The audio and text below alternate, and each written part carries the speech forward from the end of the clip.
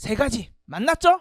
만났으면 뭐 해야 된다 그랬어요? 구성 요소에 대해 알아야 되고 그 다음에 용어의 뜻도 한번 알아보자고요. 우선 첫 번째로 만나봅시다. 문제라는 건 이렇게 생겼어요. 어떻게 생겼냐면 제일 위에 뭐라고 하면서 우리한테 뭔가 시켜요. 이거는 근데 자료 해석 아니라 어떠한 문제든 우리가 여태까지 풀었던 어떤 문제든 다 똑같죠. 요 밑에 있는 부분이 이제 자료 해석만의 특색입니다. 자료라는 걸 줘요. 그럼 자료라는 걸 줘서 뭘 시키냐? 과목명이 자료 해석이죠. 그러니까 따라서 뭐냐? 밑에서 너 이렇게 한번 해석해봐 라는 부분을 줘요. 아, 문제는 이렇게 구성됐구나. 우리한테 항상 주는 발문, 그 다음에 자료, 그 다음에 해석을 시키는 부분이다. 이 부분을 이제 저는 이렇게 구성요소 이름을 지었어요. 첫 번째, 발문. 발문에서는 무엇을 시키는 거냐? 간단해요. 너 뭘 풀어야 한다 라고 시켜요. 옆에 있는 문제 같은 경우는 뭘 시키는 거예요? 이에 대한 설명 중 옳은 것을 찾으라고 시켜요. 설명이라는 건 뭐냐면 요 밑에 있는 부분을 의미해요. 즉 여기 밑에 있는 7개 중에 옳은 게 뭔지 찾으라는 거예요. 선생님, 실제로 문제가 칠지선다인가요? 라고 물어볼 수 있어요. 이건 여러분들에게 예시를 보여드리기 위한 문제지 실제로는 오지선다로 구성됩니다. 칠지선다는 아니고 많은 예시를 보여드리기 위해서 그냥 많이 적었다라고 생각해 주세요. 그 다음 두 번째로 자료가 있다 그랬죠. 그 자료, 요